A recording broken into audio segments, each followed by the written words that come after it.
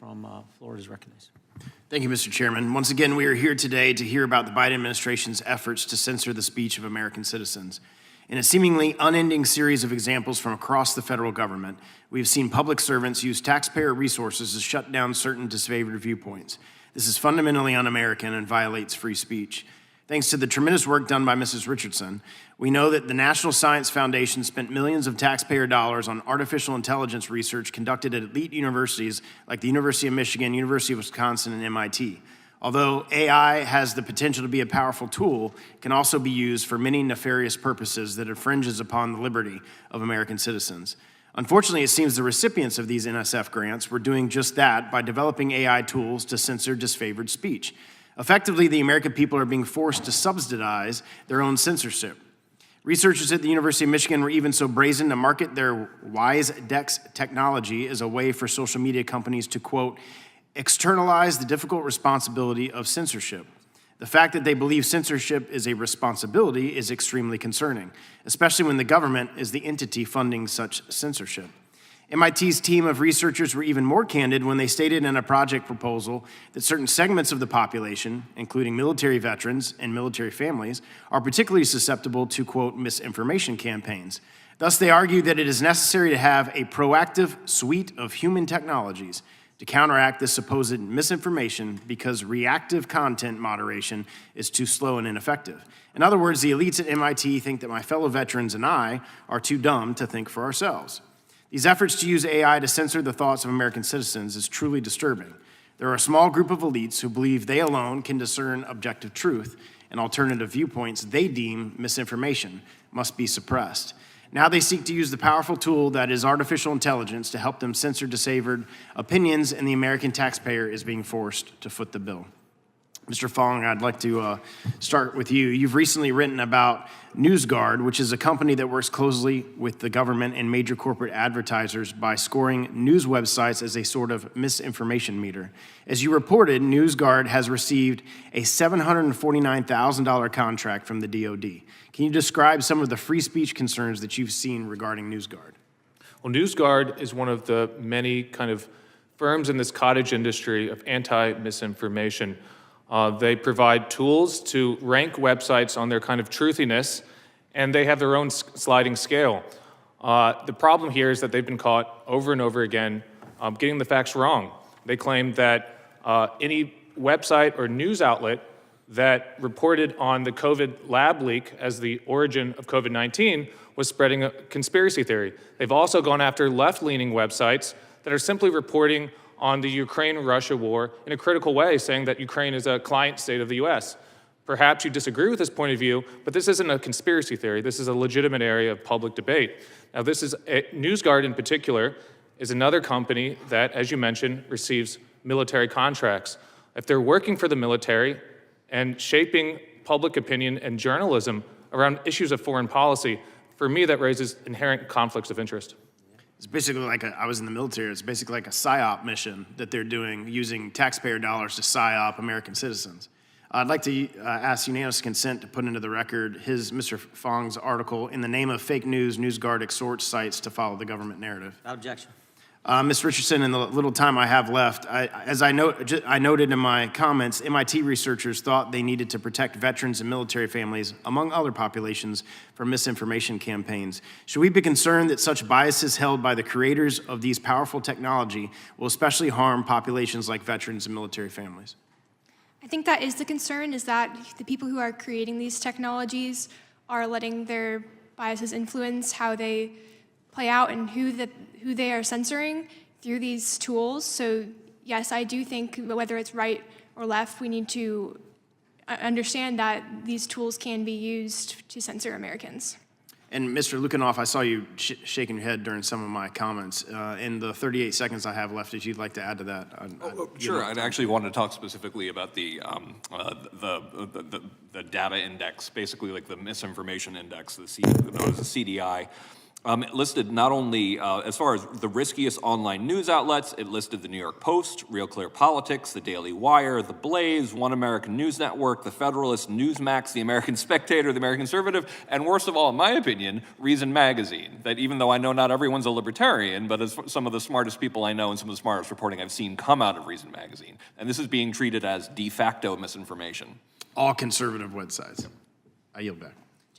Yes, sorry about that, yes. I'm up here. I'm normally down there. Oh, yeah, okay, I was the chairman, okay, got it. An IRS consultant named Charles Littlejohn stole a trove of tax return data, including returns from President Donald Trump and a host of other prominent American taxpayers, and released them to multiple media outlets in 2020 and 21. Last month, I was pleased to see that Mr. Littlejohn received the maximum sentence of 5 years in federal prison for his crime. In addition to criticizing the Biden administration's DOJ for only bringing one criminal count against Mr. Littlejohn, Judge Anna Reyes told Mr. Littlejohn at his sentencing that his crusade to violate President Trump's rights was an attack on our constitutional democracy, and I could not agree more. What troubles me even more is that the IRS has taken far too long to implement the corrective actions necessary to ensure that other American taxpayers do not become victims of a rogue IRS employee like Mr. Littlejohn. The Treasury Inspector General for Tax Administration recently reported that the IRS failed to ensure that all its sensitive systems provide accurate audit trail logs to monitor and identify unauthorized access. Essentially, TIGTA is saying that you did not know when sensitive taxpayer information was illegally accessed. I understand Mr. Neal asked you about this, and you said that you guys have taken corrective action since that report came out, was last week, February 6th. What specific actions have you taken, and have you taken all three of the recommendations that TIGTA made in their report? Yes, we've taken a bunch of actions. I'll be very quick just to kind of give you a flavor of them. We've reduced the number of users, we've put more robust encryption in place, we've strengthened our oversight, we have improved our access logs, we've eliminated more removable media, we've put in place tighter email controls, new printer controls, and on and on and on. And on this point, this is such a critical point on the audit trails in our systems. TIGTA had identified, I think it was somewhere between 300 and 400 systems in the IRS that had sensitive data that didn't have the appropriate audit trails. I required the team, I think it was almost like my third or fourth day at the IRS. I said, I want audit trails in every one of those systems consistent with TIGTA's requirements. Those have now been done. We shared that with TIGTA, but TIGTA didn't have sufficient time to validate that we did everything we said we did. So when was all that completed? That was completed by the end of the fiscal year, so around September 30th. So all of the three recommendations that Yes. TIGTA is how you respond to TIGTA? Yeah, they're evaluating. We've said we agree. We're making the changes. We've made the changes. Here they are. And TIGTA's now, thank you. We're going to evaluate and see if you've done it exactly the way we want you to do it. So they're re-examining whether, for example, our audit trails are as robust as we believe they are now. So they're re-examining. So I'm just trying to understand when, because their report just came out. Yes. So like you've been there a year. Yes. When did you? And I mean, this goes back to the returns were leaked in 2019. It was published in 2020. Then Mr. Littlejohn leaked a second batch in 2020 to ProPublica, which was Yes. published in 21. Obviously, you weren't there, so I'm not asking you to vie for what happened during that period of time. But you've been there a year. So is it your testimony today that since you've been there, this has obviously happened, you've started taking corrective actions on these audit? Oversight review from TIGTA, we've said it's like we've handed in our assignment. We've put in all the audit trails to the systems that you've identified needed audit trails, and they're reviewing that to ensure that we didn't miss any. So I want to make it clear to the American people today. So the three recommendations that were in the report last week that they made, you are stating under oath today that those have been made by the IRS. All of the recommendations in the report. We've agreed with all the recommendations. I'm stating for the record that the audit trails recommendation has been done. I want to double, triple confirm that we're completed with the other recommendations, but they're all underway. Can you let the committee know? Absolutely. When can we expect that information? I can probably get back to you by tomorrow or Monday's holiday, Tuesday. If you could give that to the chair to disseminate to the committee, I would Absolutely. appreciate it. In the 30 seconds I have left, Please. we have, in my district, was decimated by Hurricane Ian. In the tax package we just sent to the Senate, which obviously isn't going to pass by today, the extension deadline. All of the people in my district for 2022 tax year are now going to be forced to, by today, file their extension and then have to do an amended return. It's my understanding that it's taking about 20 weeks to process amended returns. What assurances can you give all of the Americans in 45 states who've been affected by a natural disaster who are now going to have to file an amended return that it's not going to take 20 weeks to get their money back from the IRS? This is a challenging issue, Mr. Chairman. The reason it's challenging, and it's not about making excuses, this is about just sharing the facts, is that our systems, while we are more modern and effective with original returns, we're still on outdated systems on amended returns, and it's more manual. And that's why if you file an original return electronically and select direct deposit, we can get your refund in under 21 days. But if you file an amended return, that's a paper manual process, it takes a lot longer, and it's unfortunate. Since I gave Mrs. Moore a little bit of extra time, I'll take a little extra time. So what are you guys doing to remediate that? Like, why does it require a paper return? Is there efforts in place to? Absolutely, yeah. We're doing a bunch of different things. First of all, leaning out our process to see if we can close the gap on those 20 weeks, and also taking the steps to automate our entire infrastructure. This is one of the reasons why the modernization effort is so important. We're also doing a lot more scanning of all of these paper forms, because in a machine-readable format, we can move more quickly. Thank you for being here today. My time's expired. I now would like to recognize Mr. Fitzpatrick for 5 minutes. For 5 minutes. Thank you, Mr. Chairman. It's just sitting up here listening to y'all's testimony. It's just absolutely insane, the level of the deep state acting to go after pro-life groups, pro-gun groups that you, Mr. Tedesco, taught, the Arkansas pro-life group that now they can't even bank at the bank that they were banking at because of their political beliefs. The information that the chairman put up about people purchasing religious texts and firearms, all without a warrant. I mean, you know, you go to law school and they teach you constitutional law and the Fourth Amendment and all these things that have to happen in order for the government to get information about you or to search your information. And all of this is happening without even the person knowing that it's going on, without a warrant, without an ability to even to defend themselves. In the aftermath of the 2020 presidential election, the Financial Crimes Enforcement Network, FinCEN, at the U.S. Department of Treasury told major banks to be on the lookout for customers using credit and debit cards for the purchase of legal firearms. As a gun owner and a strong proponent of our Second Amendment rights, it's appalling that a federal agency would ask private companies to spy on their customers conducting perfectly legal business transactions. It's not like there's a suspicion of criminality going on. These are just typical purchases of firearms. FinCEN also passed along a report to several large banks titled Bankrolling Bigotry, an overview of the online funding strategies of American hate groups. Included among those supposed hate groups is the Alliance Defending Freedom, which is represented before us today by Mr. Tedesco. I found this characterization curious because the ADF that I know is anything but a hate group. ADF defends Americans' God-given right to religious liberty in courts around this country, but it seems the Biden administration views advocacy for religious liberty as hate these days. That says far more about the administration than it does about ADF. President Obama once infamously remarked that many conservative Americans cling to guns or religion, and given FinCEN's actions, it seems that President Biden's administration shares the same hostility for millions of Americans like me who proudly cling to our First and Second Amendment rights. Mr. Tedesco, what's your reaction to your organization being identified as a hate group in a report shared by a government agency? It's unbelievable that that is being used by the federal government to advise banks on domestic terrorist threats. But I think the bigger point here is that the concept of hate is a tool of suppression.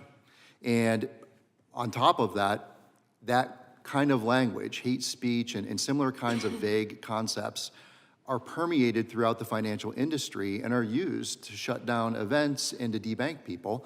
JP Morgan Chase has used it several times. Arkansas Family Policy, they said it was high risk. They shut down an event by Defense of Liberty. On behalf, Donald Trump Jr. was speaking at it. They shut down that event. on the basis of a hate policy. So we know these policies are being weaponized in the financial industry. And again, because of the Bank Secrecy Act and a lot of the shrouding of the way regulation happens in the banking context, it's really hard to know why are these things happening. We just know it's on the rise, and it's a real concern. Well, and one of my colleagues was just saying that this is just a narrative that we're creating, a political narrative, but you've gone through specifics. If you want to, highlight specifically some of these instances that you're referring to of facts where pro-life groups or organizations that are conservative have been debanked by these private entities. Sure, the highest profile one is a former member of the Senate, Samuel Brownback's organization, National Committee for Religious Freedom. JP Morgan Chase canceled that account in 2022.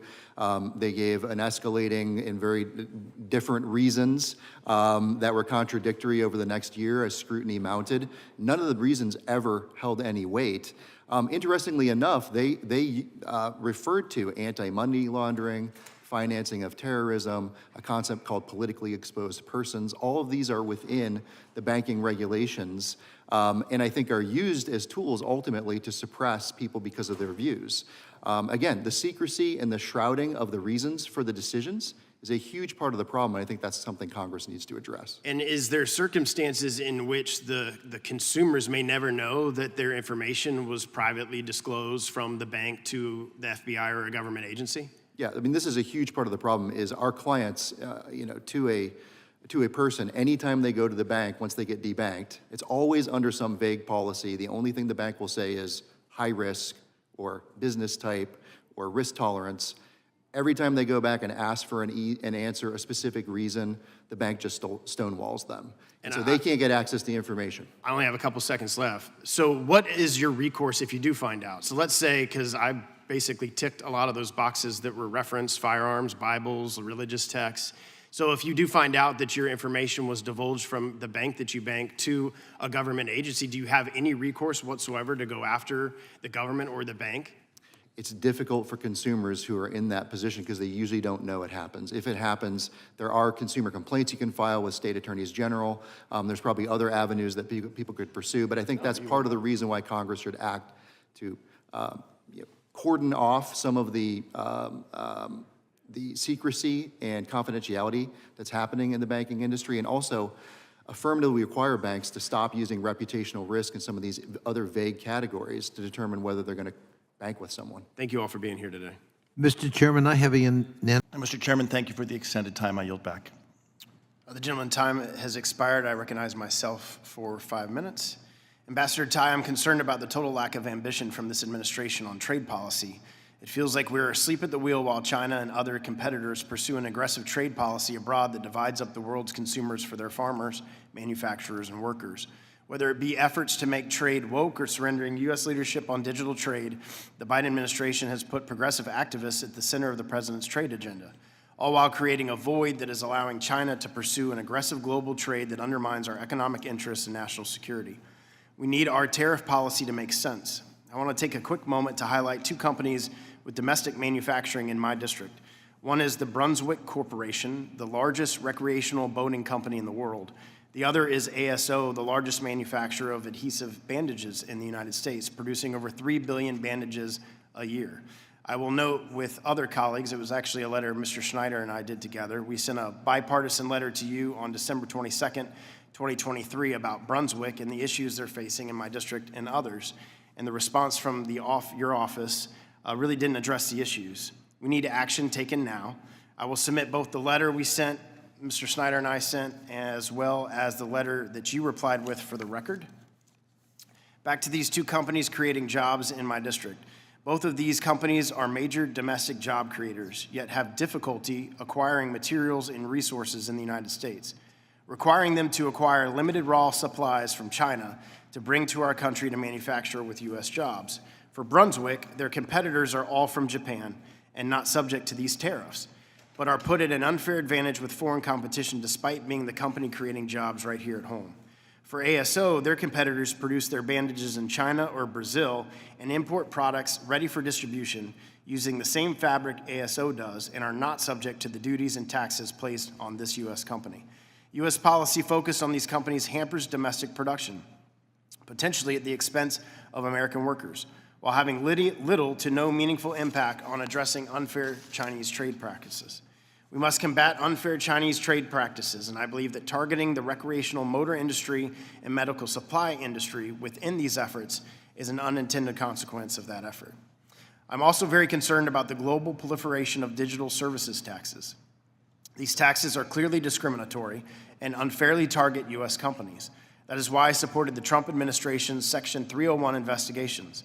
Given the discriminatory nature of these DSTs, I was very surprised to see the Biden administration unilaterally terminate these investigations, eliminating U.S. leverage without concrete assurances that discriminatory DSTs will be eliminated. I am now seeing concerned reports out of the European Union about a potential EU-wide DST, and Canada is pursuing its own unilateral DST. The Biden administration has failed to pursue aggressive action, and it's upsetting that you are just letting our U.S. companies be discriminated against. I believe you need to have new Section 301 investigations and use the tools that Congress has given you to show other countries their consequences for unfair trade practices. Like many of my colleagues, I believe we need to fully enforce the USMCA to ensure that American workers receive the full benefit of that agreement. One area where Mexico is falling short is the pharmaceutical sector. Mexico has yet to fully implement key commitments in the USMCA. Intellectual property chapter, and continues to delay regulatory approval and therefore market access for innovative medicines. This not only undermines American jobs and exports, but makes it more difficult to strengthen medical supply chains in North America. USTR needs to use all tools necessary to bring Mexico into compliance with these commitments. I yield back to Chairman. Madam Secretary, on March 6, 2024, the Committee on Judiciary and Select Committee of the Weaponization of the Federal Government released a staff report on the financial surveillance in the United States. Have you had a chance to review that? I'm aware of it, but I haven't reviewed it in detail. Well, I would encourage you to read it because it's pretty appalling to the American people. Last week, Chairman Jordan sent you a letter regarding the financial surveillance without a warrant of American citizens. The date, actually, let me go back. So, Mr. Chairman, can I add that report to, I ask unanimous consent to add that report to the record? Without objection. Last week, April 24th, Chairman Jordan sent you a letter regarding the financial surveillance without a warrant of American citizens. Are you in receipt of that letter? We are in receipt. Have you read it? I've looked at it. You've looked at it? Does that mean you've read it, or is Yes. that? Okay. Do you intend to provide the committee with the SARs as requested in that letter?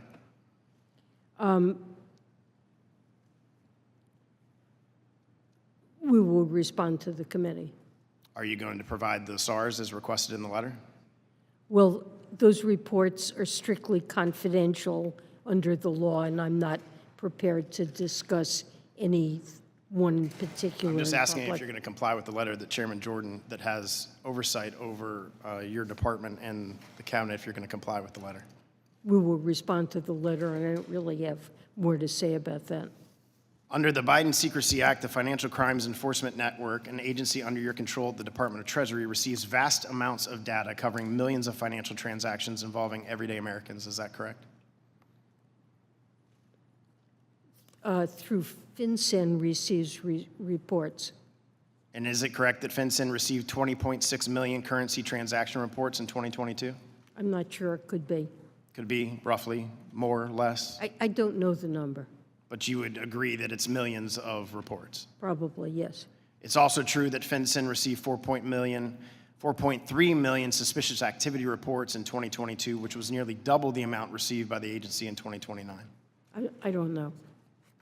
You don't know at all, even though I it's an don't know agency if they received double the previous year. I really don't know. So would you, but SARS typically gets millions of reports? You would agree with that Yeah, I statement? don't know if it doubled, though. Okay, well, I'm sure your staff can provide you with that information. I'm sure they can. It's an agency under your, so you don't know, is what you're telling me? I could look into it, but I don't happen to know. Okay, doesn't the data in these reports include important and sensitive private financial data? Well, these are private data only available to law enforcement. But it includes data of American citizens, their private financial data, correct? Well, on transactions that are regarded as suspicious And their data, and correct. potentially illegal. The sensitive personal financial data included in this report is held in a database, correct? Yes. Neither FinCEN nor any federal law enforcement agencies needs to get a warrant to access this private financial data. Is that correct? I don't think you need to get a warrant, but it's only shared subject to strict confidentiality, But you don't need to get a warrant. not to the best of my knowledge. Are you aware that in 2021, FinCEN emailed financial institutions suggesting search terms including, and I quote, America First, quote, Trump, and MAGA to use an identifying transaction that may indicate, and I quote, involvement in riots or potential violence? This is activity that took place under the previous administration, not under the Biden administration, in close proximity. No, this is right- 2021. This is 2021. This is before the President Biden's inauguration. No, it's after. And after January 6th. And there was concern about potential disruption of his inaugural. And FinCEN worked as it's instructed to do with financial institutions to try to uncover who was involved in January 6th. So are you aware of the FinCEN emailing the financial institutions with those search terms? I am now aware that there were communications that took place. In some cases, I believe financial institutions suggested to this group search terms they had used that had been helpful in identifying potential perpetrators of January 6th. FinCEN also worked with the FBI in early 2021 to determine certain transaction thresholds for SARs. These include certain weapons-related transactions. Do you know how many SARs were filed as a result of the FBI and FinCEN's coordination at that time? No, the only reason that I believe that weapons were involved, it's never a search term used on its own that results in anything. It's a way of trying to narrow the scope of search for individuals who, based on other information available to the financial institution, may have been guilty of illegal behavior. Without a warrant. Mr. Chairman, I ask that the letter from Chairman Jordan to Secretary Yellen dated April 24th is added to the record. Without objection.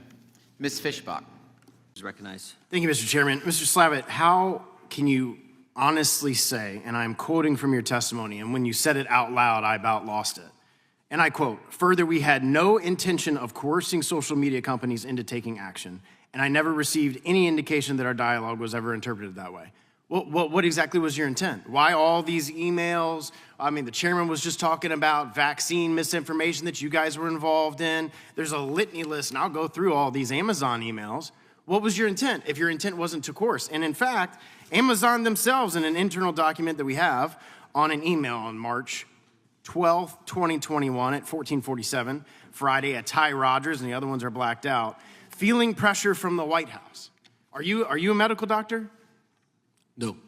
And you, Mr. Flaherty, testified that you're not a medical expert, right? That's correct. You're not a doctor.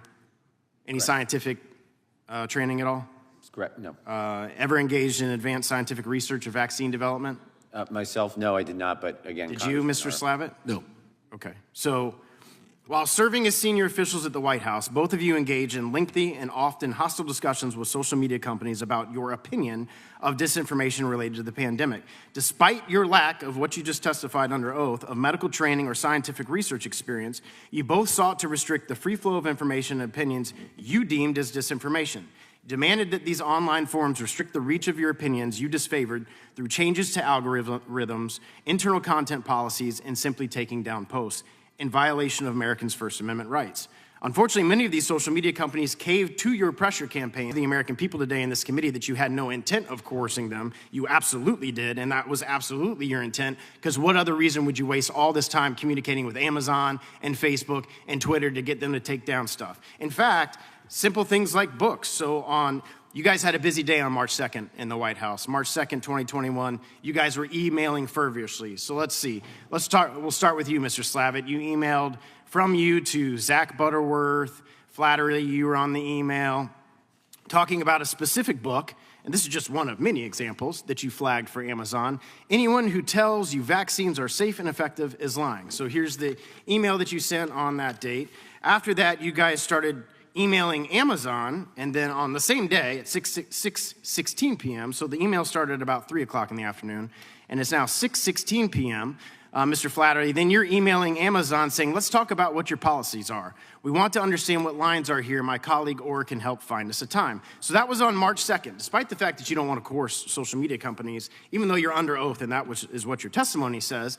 Then on March 12th, Amazon says in an internal email about the discussion in the phone call that you had, and I quote, this is on an email, 12 March 2021, 1447. Ty Rogers is on this, other people from Amazon, and it's an internal email that says, PP is feeling pressure from the White House task force on this issue as well as it relates to banning books. Then there's another internal email on April 20th. So just laying this out. March 2nd, you guys have a busy day identifying books that you want banned on Amazon. Then you have organized a call with Amazon on the 2nd later in the day. And then on the 12th, it looks like you had that call because then there's internal emails from Amazon about the pressure that they're receiving from the White House. And then just a month later, here's another email from Amazon, and I quote, this is Wednesday, April 20th, 2022. There may be parallels in the transgender book debates here. Even if we disclose that we have removed 1,500 books. So because of your coercion campaign, despite the fact under oath of your saying that you didn't intend to coerce them, they took 1,500 books off Amazon. So it's like the American people are smarter than what you think you can just say that you didn't coerce them. They're smarter than that. They realize that that's a complete and outright lie to the American people because they have all of this information now thanks to the great work of this committee and the chairman of getting actual email correspondence and records of phone conversations of you talking to people at Amazon, people at Facebook, people at Twitter to take down not just books and then our testimony here from another witness of him on Facebook. All of this work that you did was clearly intended to coerce the social media companies to act in a certain manner. And to testify otherwise is a complete and outright lie to the American people. Here's another internal Amazon email. Is the Biden admin asking us to remove books, or are they more concerned about search results or order? That's an email between Amazon employees on March 9th, all during this kind of monthly time frame where all this was going on. High levels of propaganda. This is another email from you on that same day. Man, it was a busy day at the White House for emails. March 2nd, 2021, Slavitt emailed Amazon's Vice President of Public Policy asking who to the White House could talk about the, quote, high levels of propaganda and misinformation and disinformation on Amazon's online bookstores. A month later, they banned 1,500 books. So to testify under oath that you didn't intend to coerce these social media companies to act in a certain manner favorable to your political position is an outright lie to the American people. I yield back. Gentleman yields back. Mr. Chair, I'd ask unanimous. Yes, it's his time. Okay. The ranking member made a misstatement that's been repeated in the press, and I'd just like to correct it. That affidavit refers to approximately, I think it's 142, but call it 150 guns that Mr. Malinowski purchased over 4 years, which I can tell you, I could name a lot of people in Arkansas that have bought 150 firearms in 4 years. It only documents 6, I believe, sales of any firearms in that affidavit, not 150. It documents that he purchased 150 guns, but it only documents that he sold about 6. Which you're allowed to do in America, right? As far as I know. Gentleman's recognized. Yeah, I mean, this whole case is outrageous to me. And Ms. Malinowski, I feel like we owe you an apology on behalf of the American government today because ATF isn't going to give you that apology. So we'll do it today on behalf of our government who just, I kind of uniquely situated. I have a military background, but my father's a retired sheriff, did 20 years on the SWAT team, executed countless search warrants. My brother's 10 years on the SWAT team, still on the force, executed countless search warrants. And, you know, you have conversations with them. I have a military background, so I kind of understand clearing a room and that sort of thing. And when they execute a search warrant, they would wait until the individual wasn't at their home where they knew that there was a firearm present to avoid a situation where one of their officers were injured. And your testimony is, and it's in the record, that they followed Mr. Malinowski. They knew where he worked.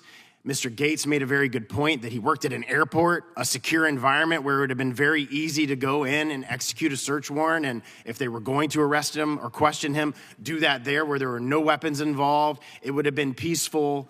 Did ATF ever serve him with an administrative cease and desist letter?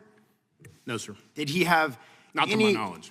Did he have any knowledge or understanding that he was being investigated for any type of crime? Well, obviously, he's not available for me to ask that question to, but to the best of my knowledge and based on our investigation, the answer is no. You and his wife, Yes. obviously. Yes, sir. Since Malinowski did not receive a cease and desist letter, did he ever get any other, well, I just asked that. In ATF search warrant application, agents indicate that they talked to him on February 8th, just over a month prior to the raid. The agents indicate that he attempted to elude them. Is there any indication that Mr. Malinowski was ever aware that the people following him were law enforcement officers? No, that portion of the affidavit is comical. Would you like to expand? Maybe more, maybe embarrassing. I mean, it's an irrelevant portion of the affidavit where they talk about traffic and him trying to follow him. It sounds like somebody that isn't a very good driver to me, and I'm familiar with the area that they're describing, and everybody is in jeopardy when they make that transition, but it has nothing to do with this case. And again, it was like 6 o'clock in the morning, so he doesn't know he's being investigated. There's no like letter that's sent that you need to cease and desist of what you're doing, or we would like to have a conversation with you. It sits hard with me because I would react the exact same way. If somebody beat my door in at 6 o'clock in the morning, I can guarantee you myself and my wife would be approaching the door with a firearm. So it's not out, and you would think that the ATF agents would also conclude that that's a reasonable response to your door getting beaten in at 6 o'clock when you don't know you're being investigated. Does ATF typically have body cams? Does Little Rock Police Office Department typically have body cams? Interestingly, according to my understanding, Little Rock Police does wear body cams, but they didn't have them on that morning, and so they were under the supervision of ATF, and you have to ask ATF why Little Rock didn't have theirs on. But Little Rock typically does have body cams. And again, my experience with my family, they have body cams, and if they would have turned them off in the execution of a search warrant, that would be a very big problem for any law enforcement agent that is involved in an execution of a search warrant with no body cameras fulfilled. That's one of the specific times they'd be required to have them on. Did ATF ever have an opportunity to serve this search warrant at a time when it would have been less dangerous? Probably 1,000 opportunities that we could sit here and say. I've only got, I'm just outraged. Mr. Golden said that it was a no-knock. It was not a no-knock warrant. And you stated that there was like 47 seconds or something. So if they did knock at 6 o'clock in the morning, it's reasonable that the Malinowskis didn't hear that. Because you wouldn't be approaching, if somebody knocked on my door at 6 o'clock in the morning, I wouldn't assume that it's a bad guy because they wouldn't knock. But if you hear a door beaten in at 6 o'clock in the morning, there was such a short period of time between the door getting kicked in and knocked in, and then Mr. Malinowski being shot, that it's reasonable to believe that they didn't hear the knock if there was a knock, which I'm looking forward to the Judiciary Committee asking all these questions. I hope that the chairman's going to ask for, and I know they have asked for every officer that was present that day, because I would love for this committee with the oversight authority that we have over the ATF to depose every single one of those officers that were present that day and get a sworn deposition from every single one of those people. And again, Mrs. Malinowski, I'm sorry for your loss and the loss of your family to a clear abuse of the rule of law, in my opinion. I yield back. Gentleman yields back. Chair now recognizes the gentleman from New York. Thank you, Mr. Chairman. First, I want to express my condolences to Mrs. Malinowski. I'm terribly sorry for your loss and for what you had. Thank you, Mr. Chairman. Joe Biden's DOJ has utilized their power and weaponized the justice system to go after his political opponent. From Florida, courts in Georgia, courts in New York, the farce that occurred in New York is a pathetic and sad abuse of the legal system by a rogue Democratic prosecutor and an obviously biased judge. As Judge Wilson aptly noted in his testimony, President Trump was railroaded and Judge Merchant drove the train. Not only did Judge Merchant seek to silence President Trump from informing the world about the judge's own conflicts of interest in the case, but he made sure to effectively muzzle President Trump's key expert witness, Professor Bradley Smith, on a central element of the case. Professor Smith, you correctly pointed out in your testimony that the district attorney's theory of the case revolved around a state law that prohibits promoting a political candidacy by unlawful means. In this case, the prosecutor alleged that the unlawful means resulted from a violation of the Federal Election Campaign Act. Is that correct?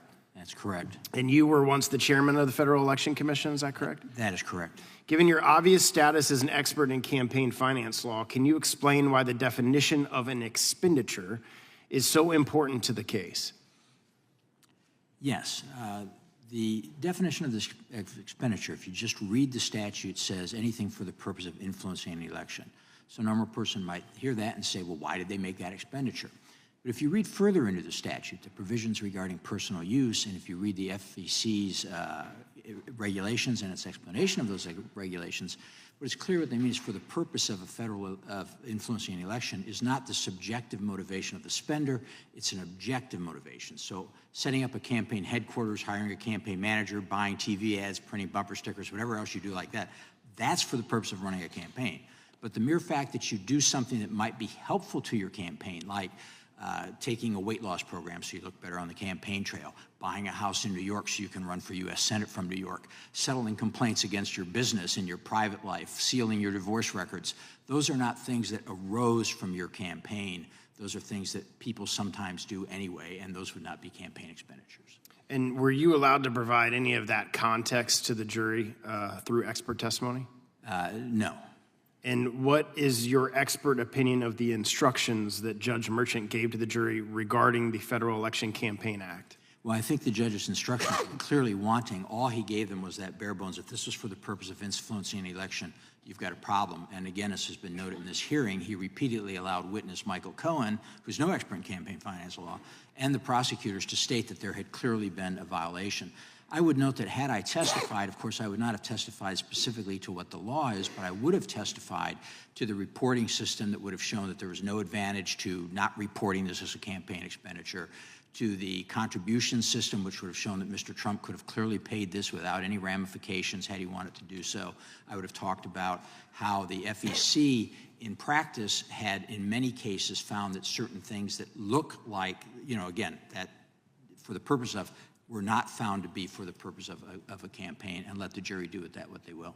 And Judge Merchant allowed Michael Cohen, who has no expert qualifications in this field whatsoever, to provide the jury information on campaign finance law, but he prevented you from giving substantive expert testimony on Federal Election Campaign Act. He did, and then he advised the jury, now, you can't use that to consider Mr. Trump guilty. That's only for context, which is sort of like saying to the jury, or sort of like saying to you, for the rest of this hearing, I don't want any of you to think about a yellow minibus by Volkswagen. I mean, that's all you're going to think about the rest of the hearing is a yellow VW van.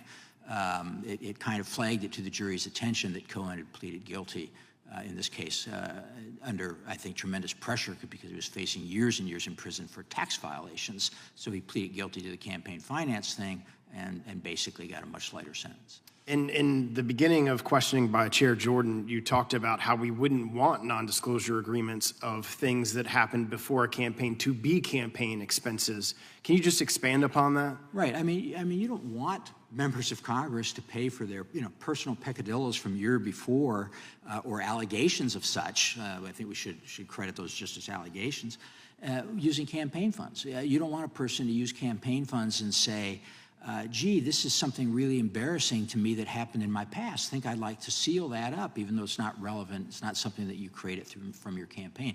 It's the ticket for abuse. And this is why the law specifically lists a number of things. Like, for example, you can't pay for a country club membership, even if the reason you have it is to raise money for your campaign, because it's something that people do even if they're not running for office. And we don't want campaign funds paying for that. Thank all of you for being here today. I yield back. Mr. Chair, I ask